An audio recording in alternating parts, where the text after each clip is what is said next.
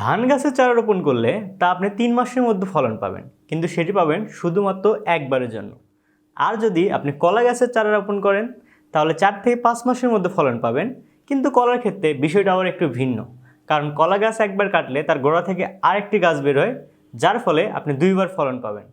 আর যদি আপনি নারকেল গাছের চারা রোপণ করেন তাহলে ফলন পাবেন 5 বছরের মধ্যে, কিন্তু তা পাবেন দীর্ঘ সময়ের জন্য, 10 থেকে 12 বছর, কোনো সময় আবার 15 বছরে দিয়ে থাকে।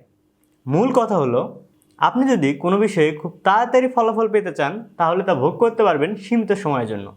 আর যদি আপনি কোনো কিছুর খুব ভালো ফলাফল চান এবং দীর্ঘ সময় ভোগ করতে চান তাহলে তার পিছনে সময় ব্যয় করুন। তাহলেই ফলাফলটি আপনার আশানুরূপ এবং ভালো হবে। কথায় আছে, যেমন কর্ম তেমন ফল।